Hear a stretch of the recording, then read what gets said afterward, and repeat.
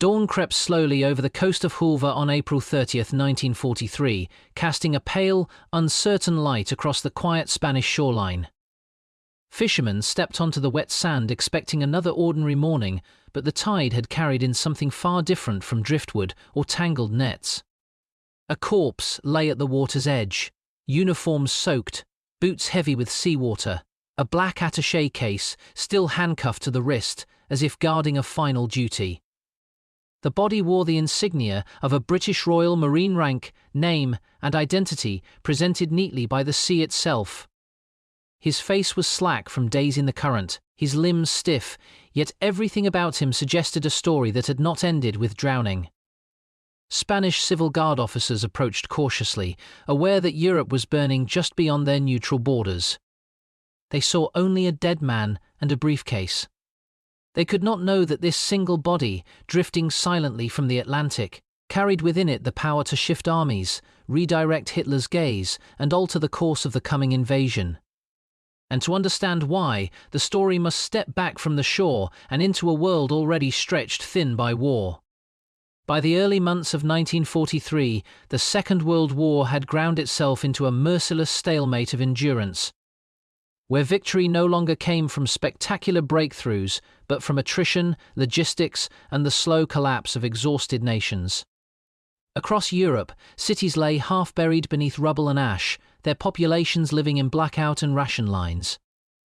The German war machine still occupied most of the continent, stretching from the Atlantic coast to the outskirts of Leningrad, from Norway down to the deserts of North Africa. Yet the image of German invincibility had begun to fracture. At Stalingrad, in February of that year, an entire German army had been annihilated, its surrender broadcasting to the world that the Reich could bleed. In North Africa, Allied armies under Eisenhower and Montgomery had finally crushed the Axis presence in Tunisia, sealing the Mediterranean's southern rim and freeing hundreds of thousands of Allied troops for redeployment. But Hitler's empire, though wounded, remained enormous, its industrial heart still pumping tanks, aircraft, and manpower toward every front.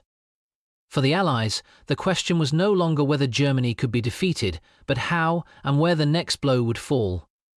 In January 1943, Roosevelt and Churchill met in Casablanca to chart that future. Stalin was not present, but his absence weighed heavily over the proceedings. The Red Army had absorbed almost unimaginable losses holding back the Wehrmacht, and the Soviet leader demanded relief through a second front in Western Europe. Yet Britain and America were not ready for a direct invasion of France. Too few landing craft, too few trained divisions, too much uncertainty about facing the Atlantic wall head-on. Instead, Churchill argued for the Mediterranean, the soft underbelly of Europe, as he called it, a way to nibble at Germany's edges, destabilize its allies, and draw Axis forces southward while the Allies built the strength for the final assault on the continent. North Africa had been the beginning. Now Europe itself had to be entered. Southern Europe, however, was a maze of coastlines, islands, mountains, and fortified harbours. Italy, though worn thin by years of war, still held its empire in the Aegean and the central Mediterranean. Germany had reinforced the peninsula with veteran divisions, expecting that the Allies would strike there next. The Mediterranean, once a Roman lake, had become a chessboard of islands and sea lanes haunted by submarines and bombers. Every port was a trap. Every mountain road, a choke point. The Allies needed to land somewhere that would open the way into mainland Europe, while cracking open the Italian dictatorship that propped up Hitler's southern flank. Sicily, sitting like a stepping stone between North Africa and Italy, emerged as the obvious target. It held airfields that could strangle the Mediterranean supply routes. It anchored Italy's southern defences. It offered terrain that would draw German units into costly mountain fighting. And it could be assaulted using the ports and air bases in North Africa that were now firmly in Allied hands. Operation Husky, the planned invasion of Sicily, was already being outlined in secret war rooms. Hundreds of ships were being assembled. Divisions trained in amphibious warfare rehearsed landings under desert suns and stormy coasts. But as the Allied build-up intensified, so did German suspicion. Hitler had always believed that the Mediterranean was key to Britain's imperial survival, and he expected that the next Allied strike would come through its waters. The question for the Germans was not whether an invasion was coming, but where. Germany's intelligence services tracked Allied shipping, intercepted radio traffic, and studied diplomatic whispers from neutral capitals. To Berlin, Sicily looked suspiciously obvious, too close, too logical, too convenient. The German high command worried that the island might be a feint, a distraction meant to draw defences away from Greece, Sardinia, or even southern France. Hitler himself fixated on the eastern Mediterranean.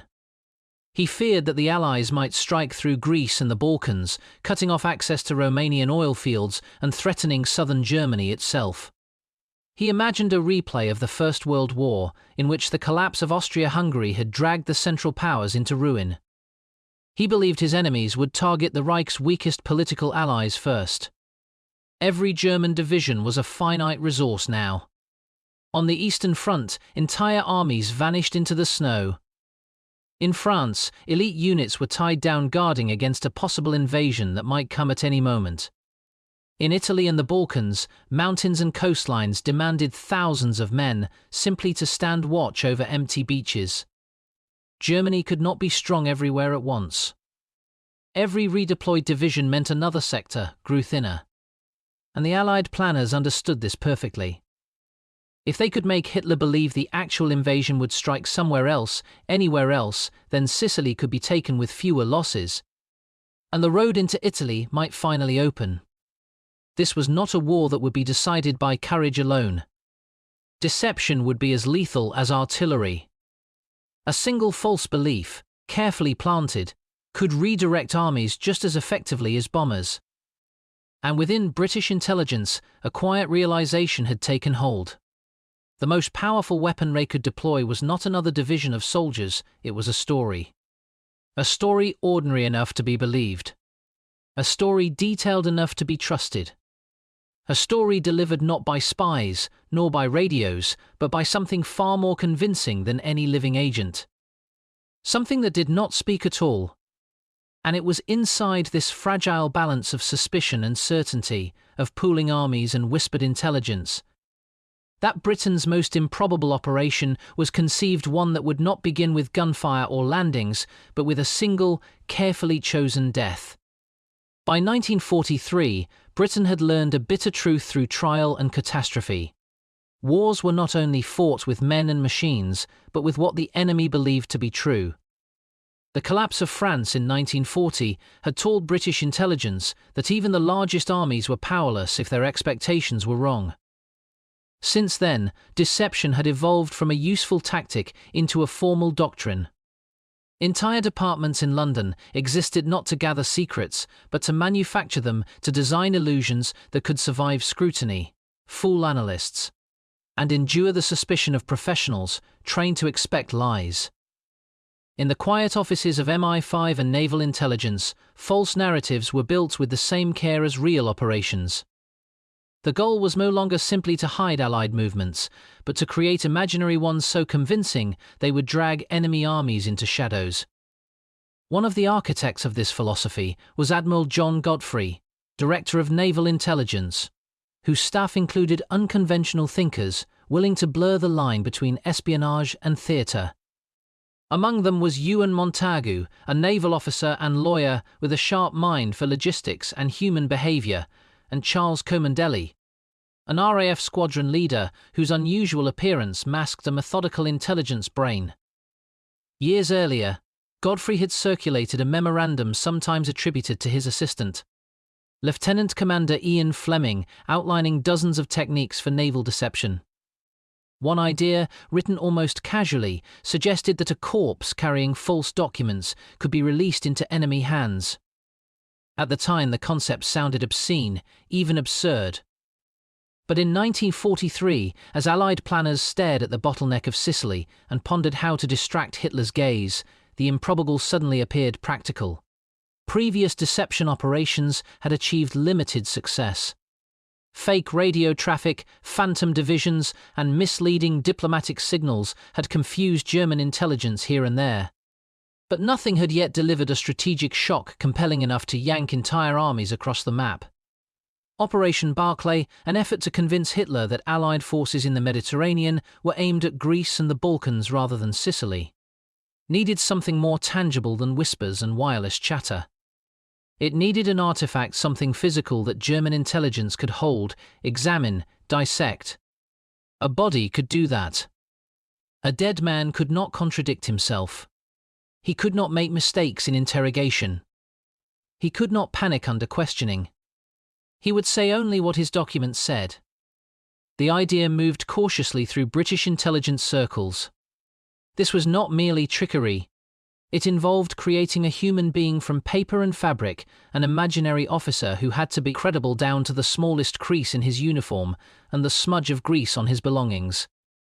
If the Germans discovered even one inconsistency, the operation would collapse in ridicule. Worse, it could expose the entire Allied invasion plan and bring disaster down upon Sicily's shores. Every detail would need to survive the ruthless skepticism of analysts in Berlin who had spent their careers detecting British lies. Spain became the natural delivery service. Officially neutral, it leaned quietly toward Germany. Its ports crawled with German spies, diplomats, and intelligence officers operating with near impunity. Anything that reached Spanish authorities would quickly be photographed, copied, and forwarded to the Abuela. If the British could get their fictional officer onto Spanish soil in a way that appeared accidental and tragic, German intelligence would almost certainly get what they wanted without realizing it had been designed for them. But even knowing where to send the body did not solve the more disturbing problem: finding one. Britain could not sacrifice a soldier. It could not manufacture a corpse. The body had to be real yet unclaimed, unnoticed, and absent of family who might someday ask questions when the truth surfaced. The search quietly began through hospital records, coroner's offices, and morgues. Eventually, they found him, a Welsh labourer named Glyndwr Michael. Homeless, ill, and unknown, he had died alone in London after ingesting rat poison, likely by despair rather than intention. No one claimed his body. No relatives came forward. In the ledger of the Empire, his life ended as a nameless statistic. To British intelligence, he became something else entirely. He became Major William Martin, Royal Marines. The transformation was meticulous. His identity was constructed not by forging official files, but by giving him a life that felt fragile, unfinished, and human. He was given a wallet filled with minor inconveniences, overdue bills, family letters, an identity card. He was given a fiancée named Pam, whose photograph would crease in the folder like hundreds of others carried by soldiers across Europe. He was given ticket stubs, theatre programs, keys, receipts, and ration cards. Every item whispered accidentally of a life interrupted, not invented. His uniform was worn by hand to soften the fabric. The saltwater damage on his papers would be consistent with weeks in the sea. Ink was aged. Edges were bent realistically. Even the fallen letter to his father carried just the right balance of understatement and intimacy. But the most critical cargo was sealed in the briefcase chained to his wrist. Correspondence between British commanders discussing an imminent Allied assault not on Sicily, but on Greece and Sardinia. The letters were written with calculated slockiness, too casual to resemble a trap, too technical to be dismissed as rumour. They argued, speculated, debated, and in doing so, created a convincing illusion of high-level authenticity. Everything now hinged on the sea. If the current carried him too far, he would be lost. If Spanish authorities buried him too quickly, the documents would never reach German eyes. If the Germans doubted, then Sicily would burn beneath their reinforcements. Britain had built not just a lie, but a life, a death, and a story that required the enemy to believe it more than truth. And so, beneath the shadow of a war already drowning in real bodies, Britain prepared to send a single one into history not to fight, but to be believed. The human dimension of Operation Mincemeat was never intended to be visible, yet it lay buried beneath every document and thread of deception embedded in the mission. Glyndŵr Michael had lived on the margins of British society long before he was conscripted into its most secret war. He drifted through London's shelters and hospital wards, his health collapsing quietly alongside an empire already stretched thin. When he died, no one in his world marked the passing of his name.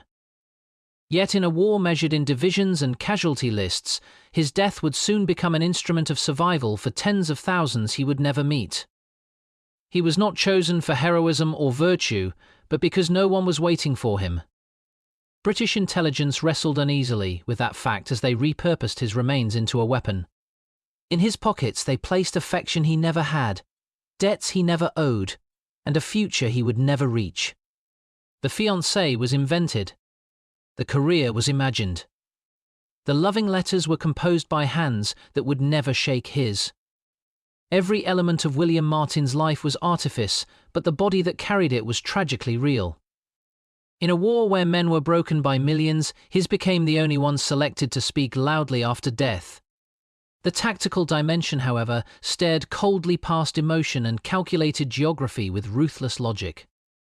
Sicily was not merely an island, it was the hinge between continents. Airfields there threatened Axis supply convoys feeding Rommel in North Africa. Its ports controlled the arteries of the central Mediterranean. If it fell, Italy would be naked, vulnerable to political collapse and military invasion. But from the German perspective, Sicily was also predictable. Any competent enemy would want it, so German planners assumed the Allies would never dare to make such an obvious choice. Hitler believed in complexity. He believed his enemies were theatrical and clever. He feared not the blow that was expected, but the one that came from an angle no one saw. Greece, with its labyrinthine coastline and mountainous interior, haunted his imagination. A landing there could cut the Reich off from Romanian oil. It could inflame Yugoslav resistance. It could poison German control of the Balkans in a matter of months. Sardinia, too, loomed as a threat, a mid-Mediterranean springboard towards southern France. Germany could not afford to be weak in two places at once, and so the deception did not need to persuade Berlin of a single false destination, it simply had to fracture their certainty. Doubt was enough. Division was enough. The intelligence angle was where the operation became dangerously elegant. British forgery did not resemble forgery at all. It resembled bureaucracy casually imperfect, cluttered with irrelevant detail. Real secrets are never delivered in wax-sealed envelopes marked top secret. They arrive half-wrinkled. They argue with other letters. They contradict and apologize and clarify. The lies written for Major Martin were deliberately untidy. One letter questioned plans mentioned in another. An official hinted at uncertainty. A commander complained about bureaucratic delays. Even the errors were planned misstated notes, awkward phrasing, references that required context to decode. British intelligence knew that German analysts distrusted anything that looked clean. Truth, in wartime, was always messy. And so the lie was built to feel lived in rather than staged. It was not a trap snapping shut. It was a door left halfway open. And behind it all, beyond the human sympathy, beyond the maps and typed pages, one fact remained terrifying in its simplicity. None of this mattered unless the Germans chose to believe it. The deception could be immaculate. The theory absolute. But the enemy's mind was a battlefield just as violent and unpredictable as any beachhead. Every hour that passed after the body entered the sea was an hour closer to either triumph or catastrophe. And no British officer could intervene anymore. The documents would speak, or they would fail. As the corpse drifted steadily towards Spain, borne by currents that cared nothing for strategy or sacrifice, the operation passed from British hands into fate's. From the German perspective, the war had always been a game of hidden knives. Hitler trusted vision over verification, instinct over analysis, and when evidence appeared to validate his fears, he embraced it with absolute confidence. Inside the Reich's intelligence apparatus, tensions simmered between agencies that distrusted one another almost as much as they distrusted the enemy. The Abwehr, Germany's military intelligence service, had been losing influence to Heinrich Himmler's SS and the Gestapo, and its leadership desperately needed successes to restore credibility. When Spanish intermediaries quietly passed word that British documents had been recovered from a drowned officer, Abwehr analysts leaned forward. Here was something tangible, not rumour or intercepted chatter-ink and paper, stamped and signed, pulled from the sea. The documents moved swiftly from Hulver to Madrid and then to Berlin. Copies landed on desks already shaked by confirmation bias. Hitler's own anxieties about Greece crystallized around those pages. His fear of losing the Balkans, and with them the oil that lubricated his war, suddenly felt validated. He was not being deceived, he told himself, he was being warned. And so, quietly but decisively, German divisions shifted east and south. Armour rolled toward Greece. Air units redeployed to the Aegean. Fortifications were reinforced on islands that would never see an Allied landing. Meanwhile, Sicily waited with fewer boots on its beaches and fewer guns in its hills. Yet the angle of ethics hung like a quiet shadow on the British side of the operation. While German commanders moved armies as if adjusting pieces on a board, British officers wrestled with what they had done. They had not simply used a corpse. They had used a man who had never agreed to become part of history. In private, planners admitted the operation's brilliance. In darker moments, they admitted its ugliness. Intellectual victory had demanded a human price paid by someone who did not even know he was in the war. The justification was arithmetic: thousands of lives could be saved if German defences were diverted. The calculation was merciless, yet unavoidable in the logic of total war. Britain no longer had the luxury of moral purity. Survival had narrowed the margin between genius and cruelty until the two were indistinguishable. It became impossible to know where deception ended and violence began. A rifle killed one body at a time. A lie could kill 1,000 by misplacement alone. There was no blood on the documents. No screaming in the briefcase. Only ink, courtesy, and an invented life. And yet the result was as lethal as any artillery barrage. Officers who signed the letters did so knowing their pens were weapons. They wrote destruction in confident script and hoped it would arrive somewhere else.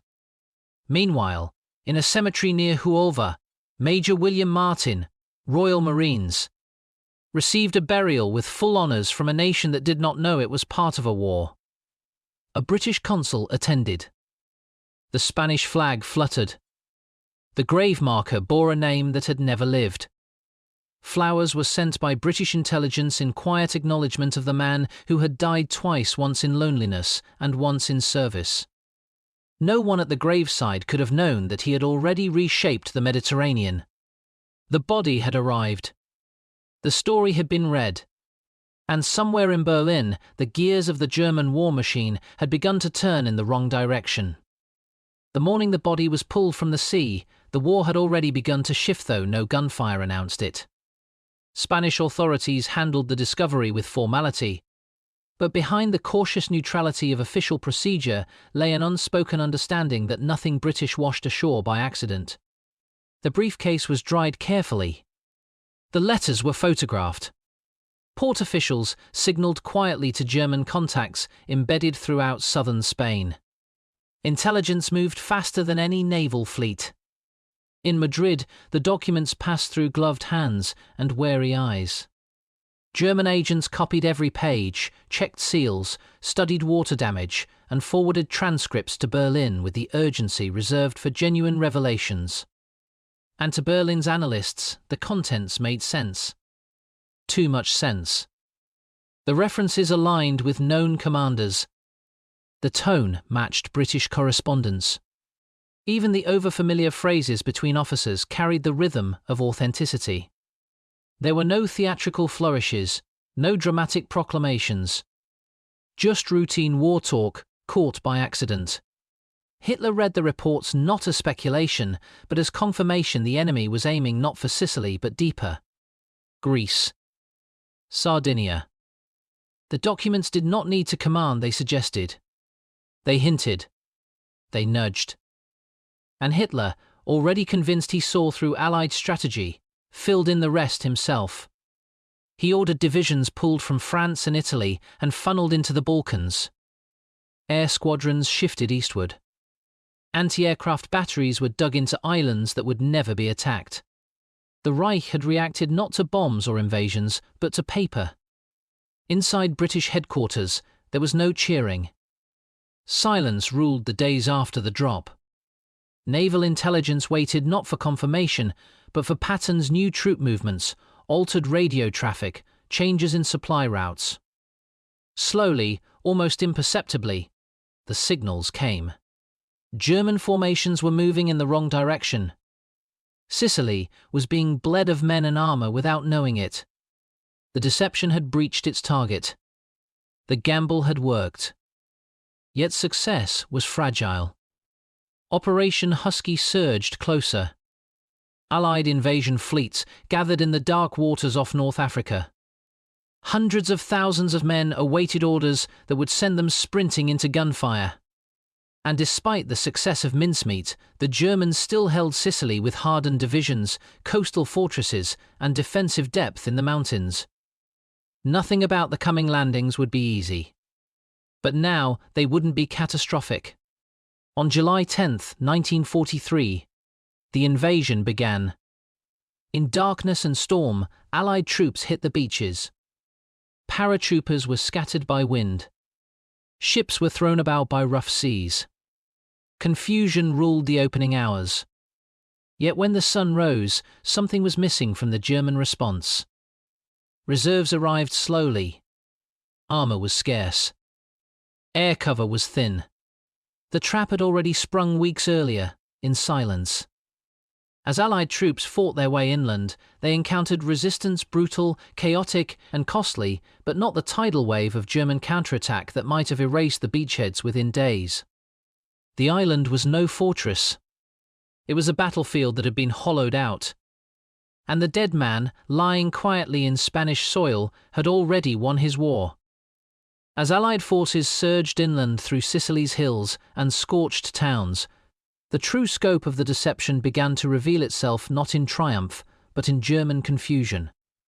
Field commanders on the island waited for reinforcements that never came. Urgent requests for armour and air support crawled through command channels only to be answered with silence or delay. Those divisions, those aircraft, were hundreds of miles away, dug into Greek beaches and Sardinian cliffs, defending against an invasion that existed only on paper. In Berlin, Hitler remained convinced that Sicily was not the final blow. He believed the assault there was a diversion, a rehearsal for something larger elsewhere. And so he refused to commit fully. The island bled, while the Reich waited for a phantom enemy. Within weeks, the political consequences detonated in Rome. Mussolini's authority, already weakened, collapsed beneath the weight of defeat. On July 25, 1943, he was ousted and arrested by his own government. The Italian war effort unraveled overnight. Italy's new leadership scrambled to withdraw from the conflict, and in September, the armistice was signed. Allied troops crossed onto the Italian mainland and forced Germany into a costly new front that would drain men, fuel, and morale until the end of the war. All of it rippled outward from a false letter read months earlier in Berlin. Germany would not learn the truth until long after the beaches had been taken and the graves filled. No German intelligence report ever admitted the error during the war itself. Not one officer went before the Führer and confessed that the Reich had been tricked by a body drifting ashore. And yet inside Germany's loss maps and casualty lists, the lie left fingerprints everywhere. In London, naval intelligence finally allowed itself to breathe. The invasion had succeeded, not cleanly, not cheaply, but decisively enough to shatter Italy's fascist regime and push Hitler into a defensive spiral. And at the centre of it all lay a grave in Spain labelled with a name that never lived. The deception worked because it whispered rather than shouted. It tempted rather than commanded. It allowed Hitler to deceive himself. And in doing so, it proved once and for all that the mind was the most vulnerable battlefield of all. The collapse in Sicily rolled outward like a slow detonation across the Axis world. German commanders on the island, already isolated, were forced into a fighting withdrawal that bled their divisions white. By mid-August 1943, more than 100,000 German troops had escaped across the Strait of Messina, but they left behind thousands of dead, captured or wounded, and an island that now belonged entirely to the Allies. The cost to the invading forces had been heavy, yet the strategic outcome changed the shape of the war in the Mediterranean almost overnight. Southern Europe had been breached.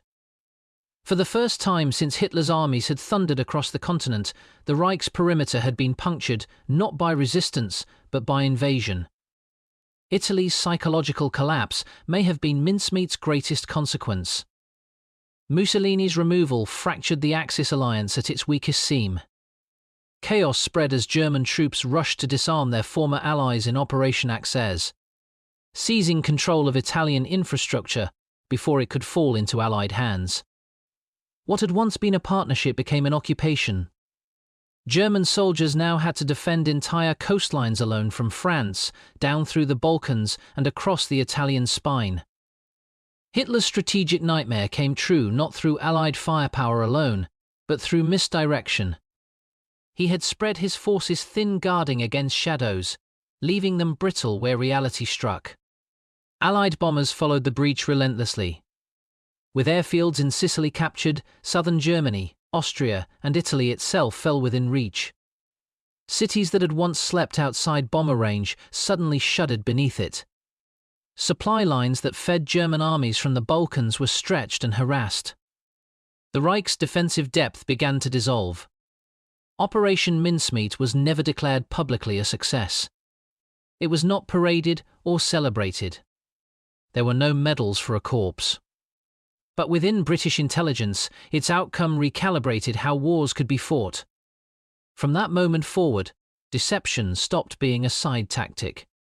It became doctrine.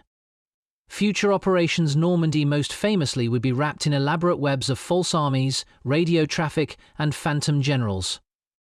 What had begun with one man drifting ashore would evolve into entire armies of ghosts. Hitler never admitted the truth. Even after Italy fell, he believed the Allied diversion strategy had merely been larger than anticipated. He convinced himself the deception was layered rather than singular, that Sicily had simply hidden Greece's fate. He was incapable of accepting that a dead man had undone him. Meanwhile, the man himself lay untouched by it all. His victory had been absolute and silent. In Huelva, the grave of Major William Martin, Royal Marines remained undisturbed as the war burned itself out across Europe.